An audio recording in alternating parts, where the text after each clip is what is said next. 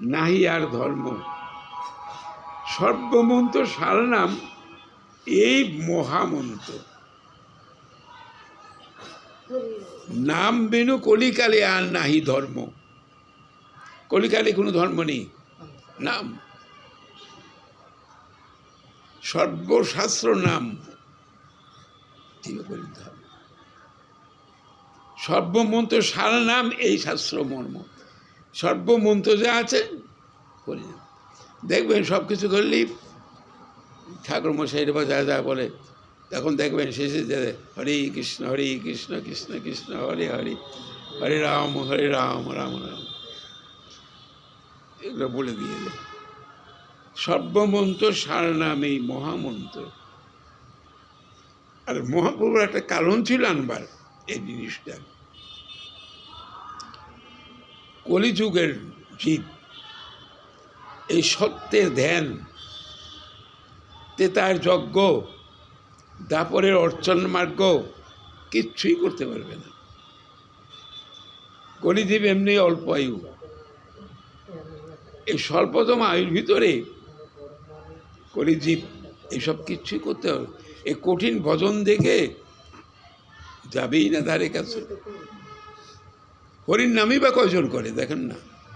অনেক করে, আগে 10 বছর আগে এত করতো না, এখন ঘরে ঘরে করে, ঘরে ঘরে জনসংখ্যা বাড়ছে না। যারা ঘরে ঘরে করে সেটা একটা আলাদা বস্তু, আর যারা যে নাম করে বেড়ায় দল, দুইটাকে বলি দল আমরা, হ্যাঁ, তারা যে নামটা করে তারা তো কত নাম, কতবার নাম করতেছেন, কতবার নাম করতেছে না। আজকে এই দল দিয়ে আবার আরেক জায়গায়, আবার আরেক জায়গায়। তাহলে মহাপ্রভু যদি থাকতো জিজ্ঞাসা করতাম, হ্যাঁ, তাহলে এরা উদ্ধার হয় না কেন?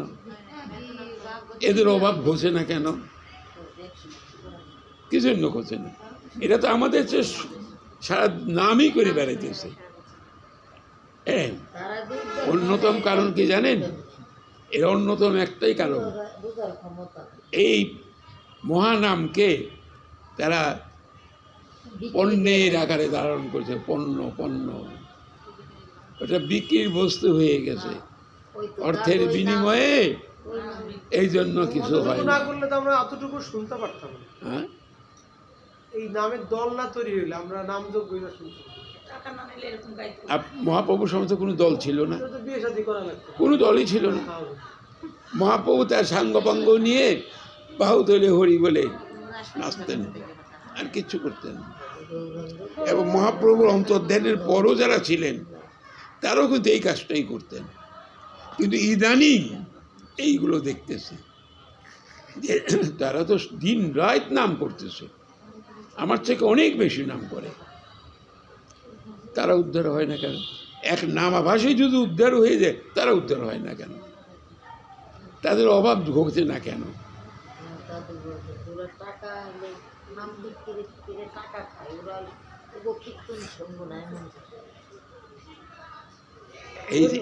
এর কারণ হলো কি,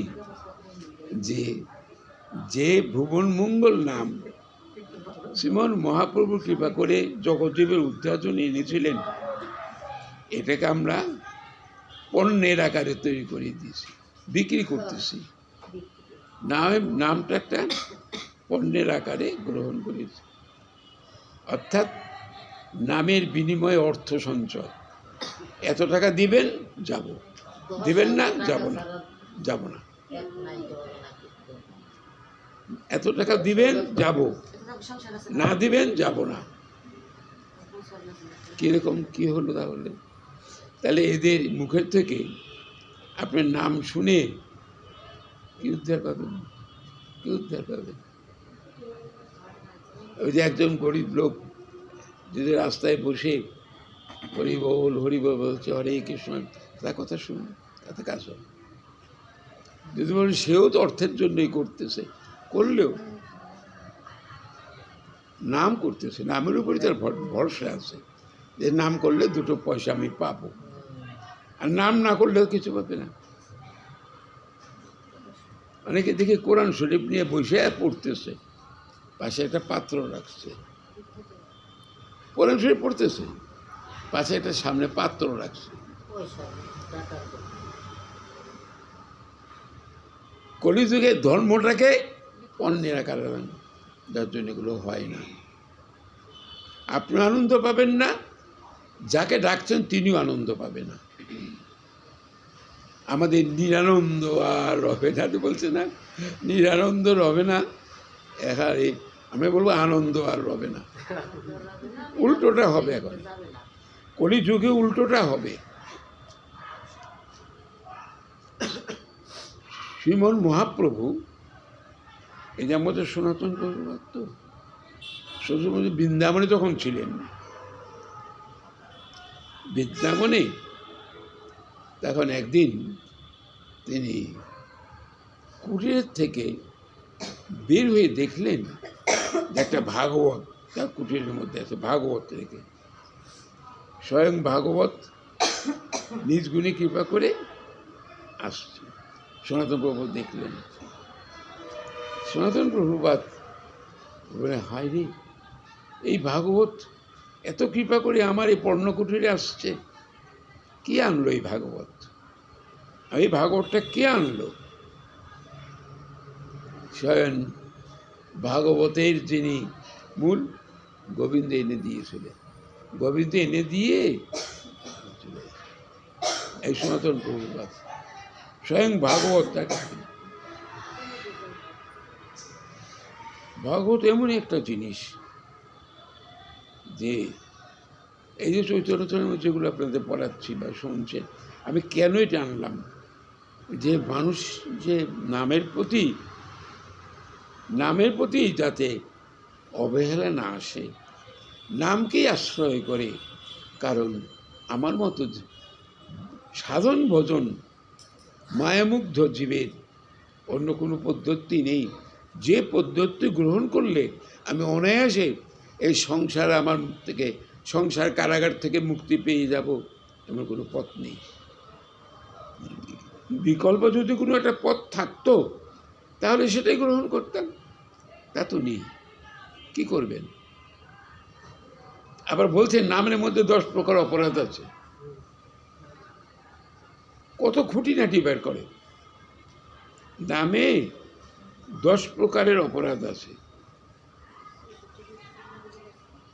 এই অপরাধ থাকা অবস্থায় নাম নিলে পরে নামে কোনো কাজ হবে না।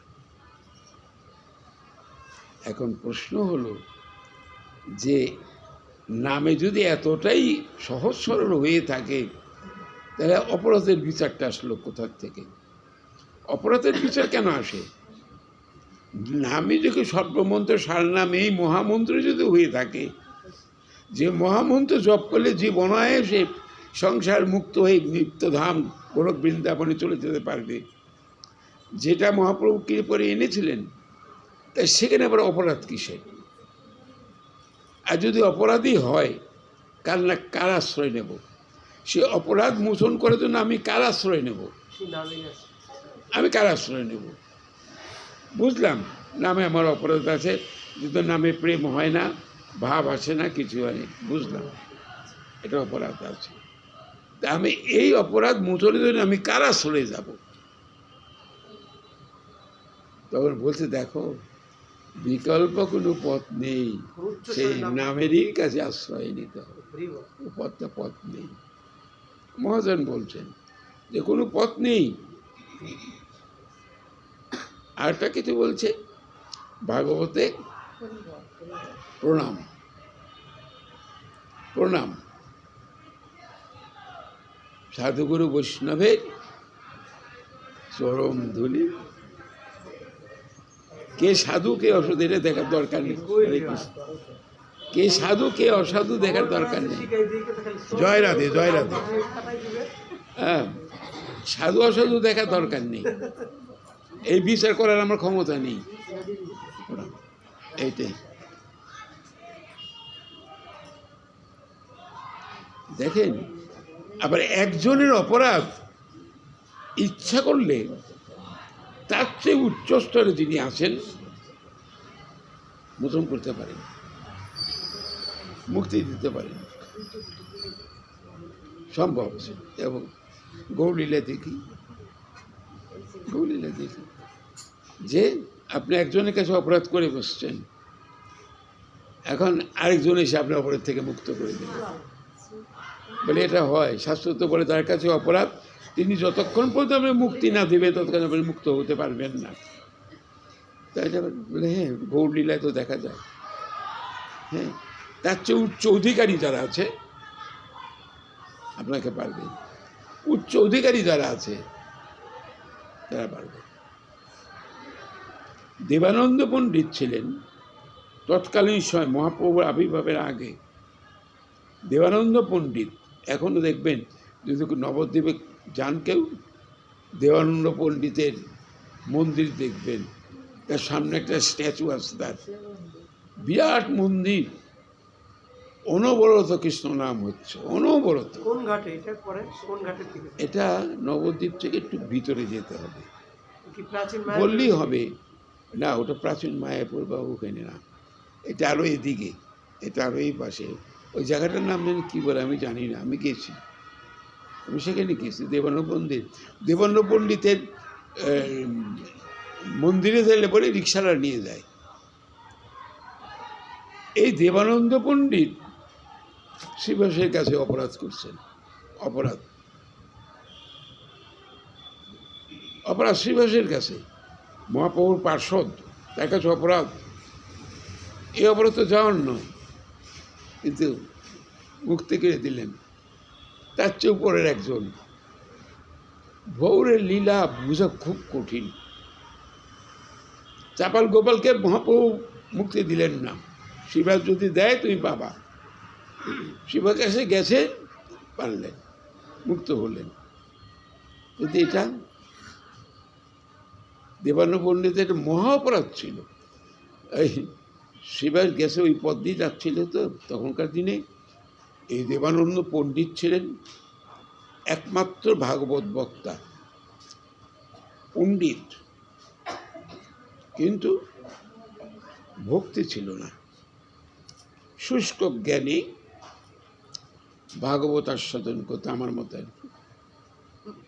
তো এরকম হওয়াতে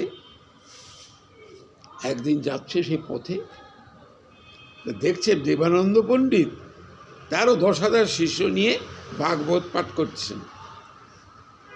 শ্রীবাস পণ্ডিত ঘরের মধ্যে ঢুকলেন, ঢোকার সাথে সাথে শিবানন্দে ভাবের বিকার এসে গেল।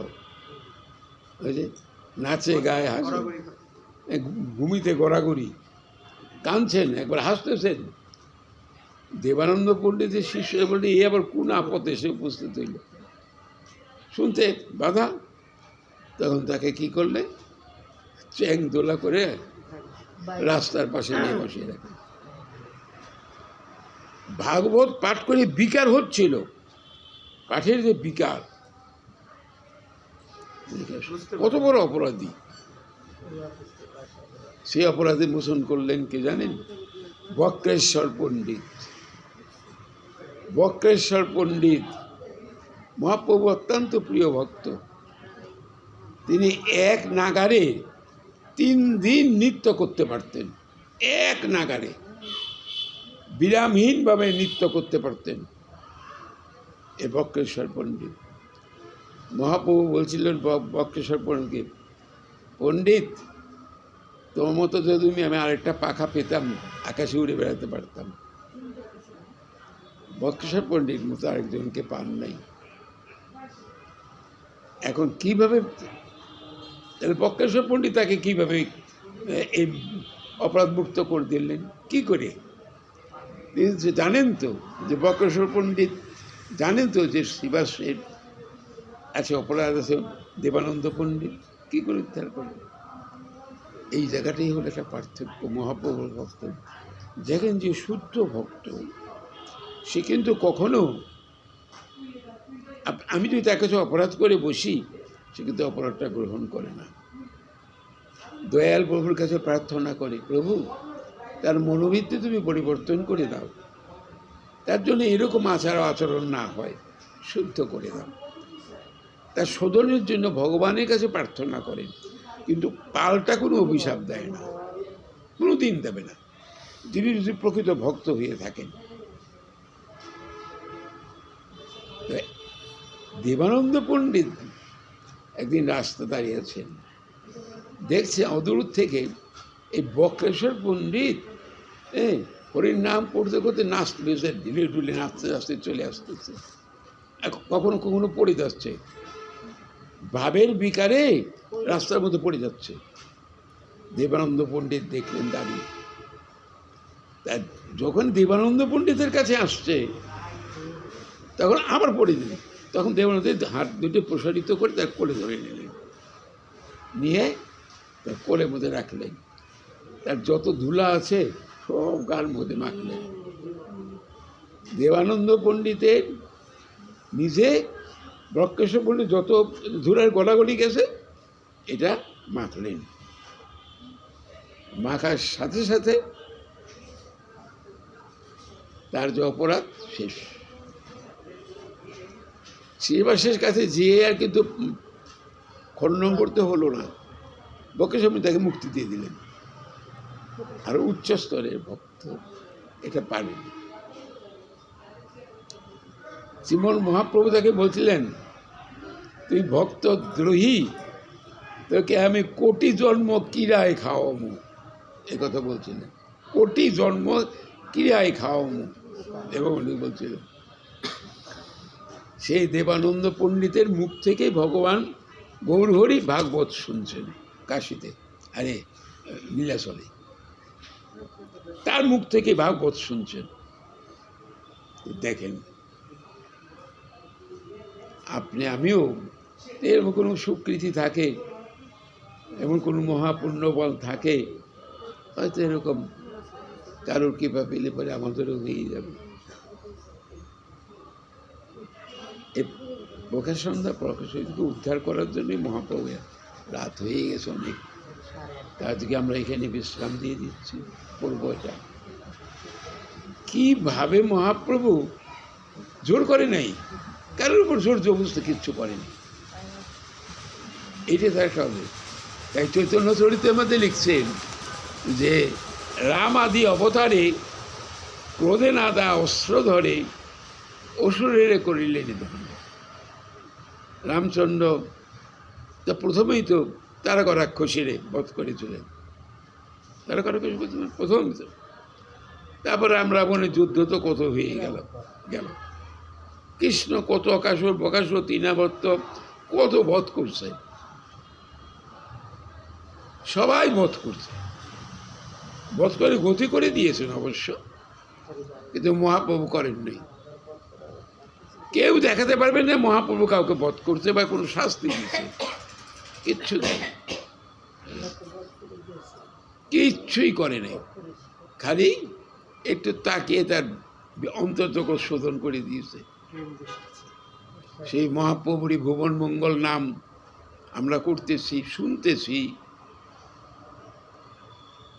সেই দেবানন্দ পণ্ডিত এর ভাগবতী আমরা আস্বাদন করছি, জানি না গোবিন্দের গোপালের কবে কৃপা হবে, কবে কৃপা হবে। এখন তো মহাপ্রস্থানের পথে, যে কোনো সময় চলে যাব, কবে হবে। এই যে একটা নিজেদের মধ্যে যে ভাগগীতা একটা শ্লোক বলছেন যে অন্তকালে মামেব শরণ মুক্ত কলেবরম জপ প্রয়াতি সমুদ্ভাবম জাতি নাতি অর্থ, কোথাও যাবে না। জীবনের অন্তিম সময়েও কেউ যদি আমার ভূমঙ্গল নাম করে আমাকে ডাকে, সে নিশ্চিতভাবে আমার গোলকধামে চলে যাবে। ভালো কথা। আসবে কি? নামটা কি মুখে আসবে? নামটা কি আসবে? আসবে না, মুখেই আসবে না, করবই না। তখন তো দেহের যন্ত্রণায় অস্থির, নাম আসবে না।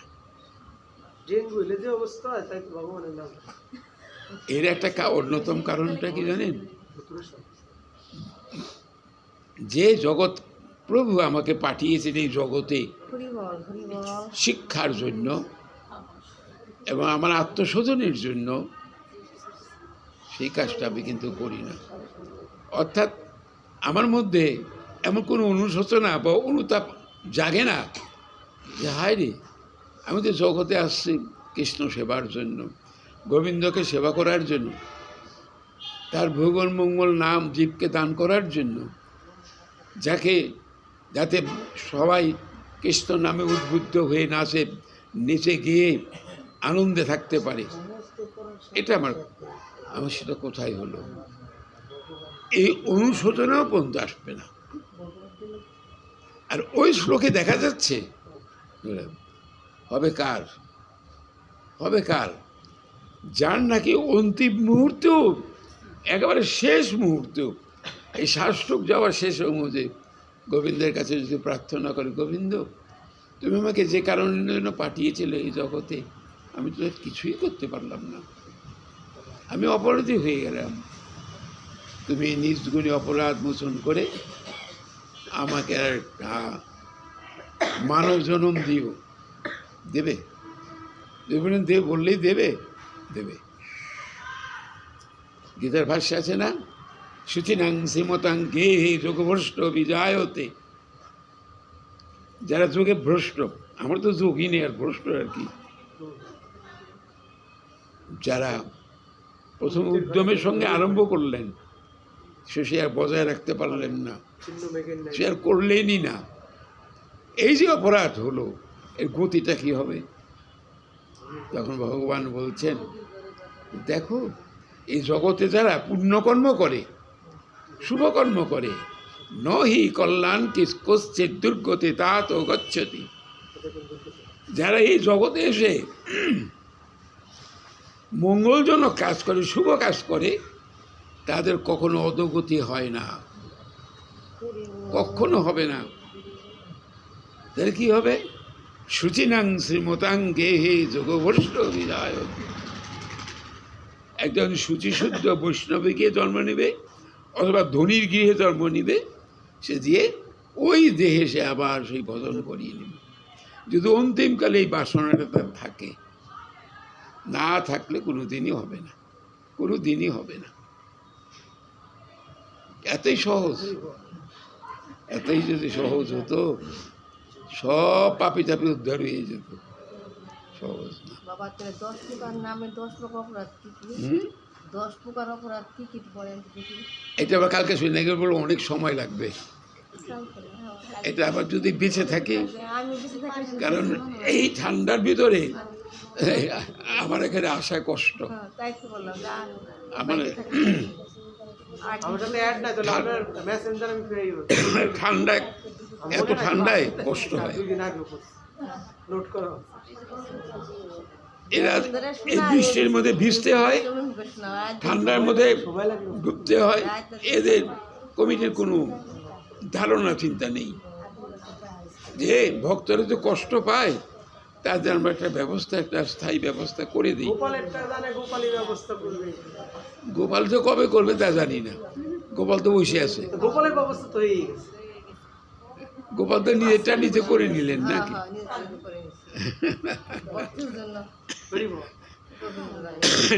আরম্ভ করেন। 10 রকম আমি যদি বেঁচে থাকি, আর যদি 11 বলে